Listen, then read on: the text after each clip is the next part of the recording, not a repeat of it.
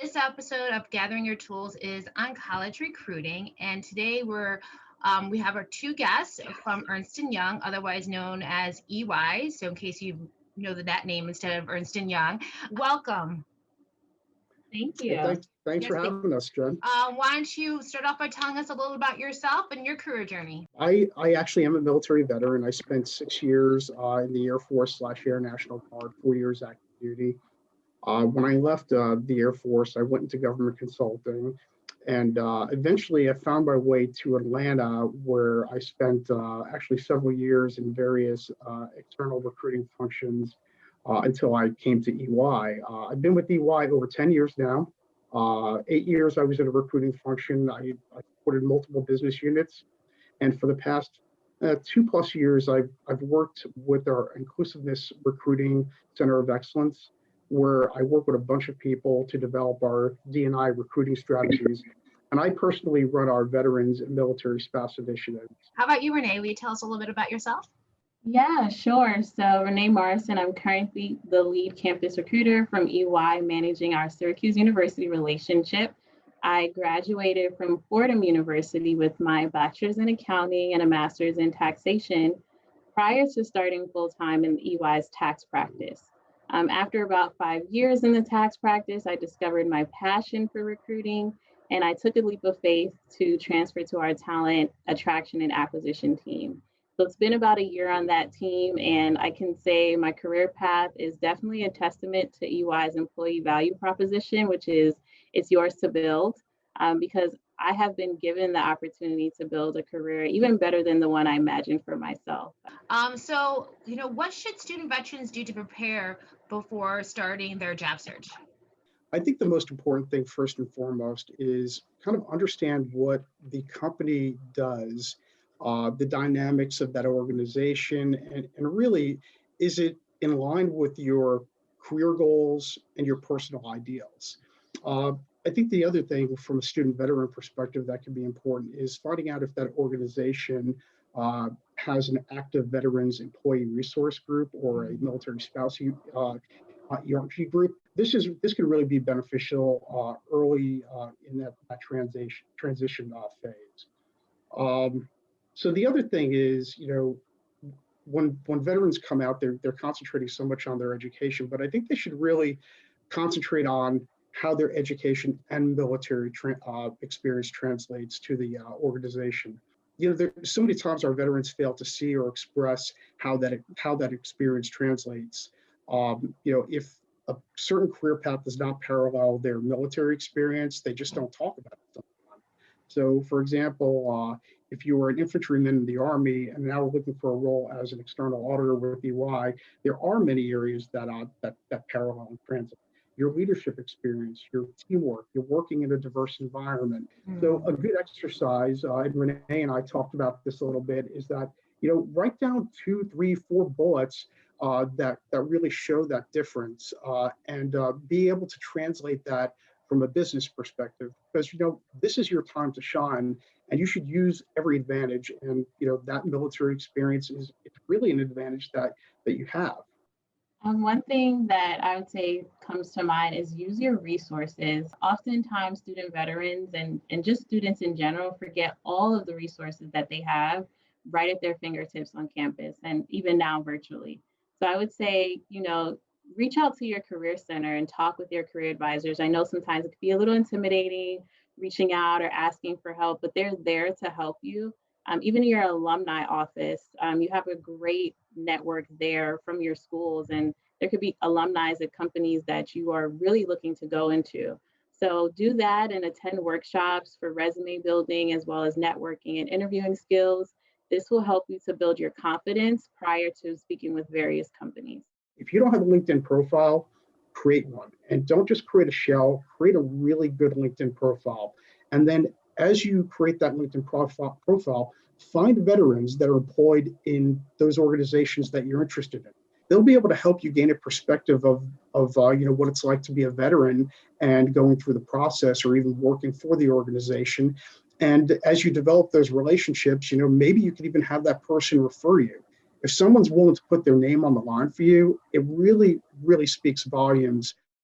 How important is it for a student veteran to frame their major to a prospective employer when discussing employment opportunities? That's a really great question. So student veterans, I feel, sometimes choose a major that might not align with what an organization is looking for. So you should do some early research on these companies that you are interested in and see how your major fits into that organization. If you have a really broad major, think to yourself, do you have a minor or maybe a concentration that could be more in tune with what the organization is looking for? And then how can you frame that so recruiters will find it relevant? Often we hear about the college recruiting cycle. And can you tell us what is the college recruiting cycle and what do veterans need to know? Yes, I know it can be quite daunting to think about the college recruiting cycle. And please note that different organizations have varying recruiting cycles. Therefore, it's important to do your research and understand the recruiting cycle for your desired industry. So, at a very high level, our recruiting season follows the same timeline as your fall and spring semesters. So, just think once you are back on campus, so are we. Applications are usually available shortly after you're back on campus, and then the deadlines quickly approach.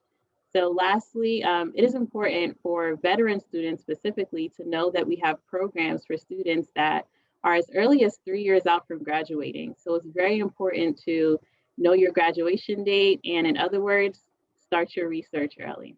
As recruiters, tell us what's going through your mind when you're interviewing a student veteran or either at a career fair or even reviewing their positions or their resume. Yeah, I think it's really the same with all students. It's where is the value proposition and how's this person experience? How is it going to strengthen our organization, both in near term and in the future? Um, we work in teams at EY, so it's an extremely collegial environment. At the same time, we need people that are self-starters and that have intellectual curiosity. In other words, someone that's will be able to take ownership of their career. And finally, we see that do we see this person in a leadership role? Because we don't hire entry-level people to stay entry-level people. We're hiring people that have potential for long-term leadership opportunities.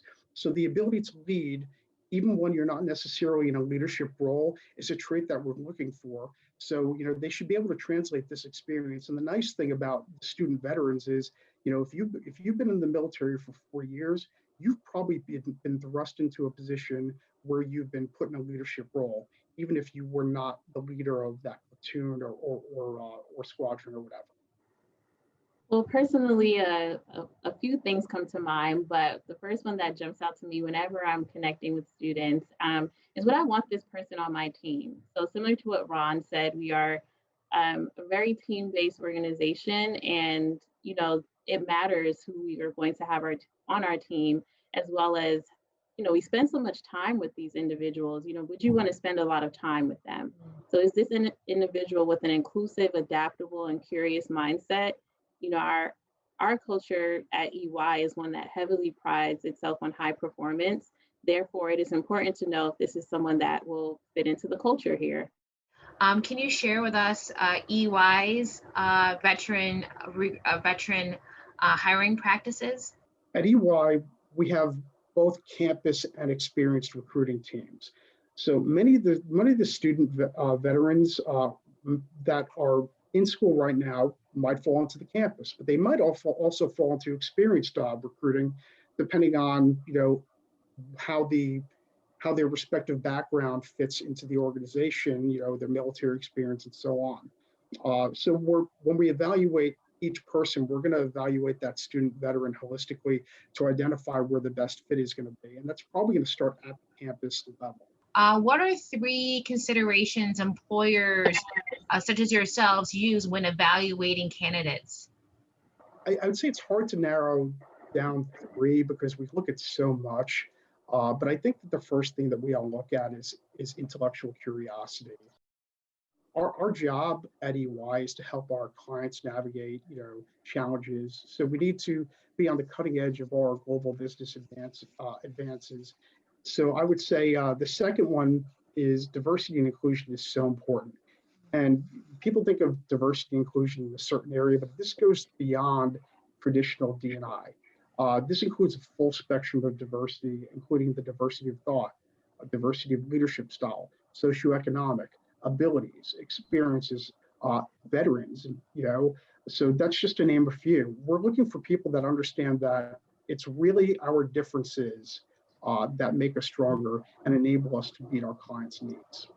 Anyone that has done their research or has worked with a company, with EY specifically, they understand that the core of our purpose is building a better working world. So we are always looking for passionate people that are purpose driven.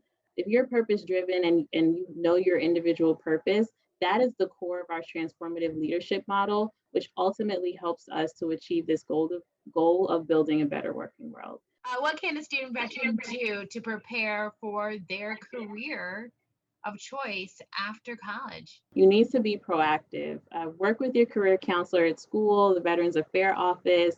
If you have an interest in a company, do your homework, reach out to people like myself or Ron to express your interest as well. Get on LinkedIn and reach out to each company's veterans, whether that be a veteran leader or a veterans recruiter if they have one. And more than anything, be ready to translate and sell your experience. Another thing that I just wanted to touch on is when you're doing or when you do get an interview, understand that process, right? So every company has a different process. And what is the interview format? So many companies use STAR format. Make sure you're learning that. At EY, we've simplified this process to SBI, so situation, behavior, impact. So be able to answer questions using this format and find out if there will be a panel interview, maybe there's a case study, maybe there's an online test or a game-based assessment. A lot of things are changing now in the recruiting world, so just understanding exactly what you're getting into is important, and you can never be over-prepared. Finally, stop being so humble. We want to get to know you, and this is the time to brag on yourself. What I've learned is veterans tend to leave too many great examples on the table and say we too often. But by the way, we love we. This is how we conduct business, where it's a very collegial environment over here, and we is how we work. But this is your time to shine. Come with examples of how your behavior impacted that situation. You need to look at your experience as a significant advantage because you have these inherent skill sets that your traditional student doesn't have. Again, going back to those 3 or 4 bullets, understand what that advantage is, how to express it, how to translate it, and this is your time to shine. Talk about you. Well, thank you very much. I really appreciate it, Ron, Renee. All your insight is definitely beneficial to all our student veterans. And again, I appreciate you lending your expertise and suggestions in support of our student veterans career journey.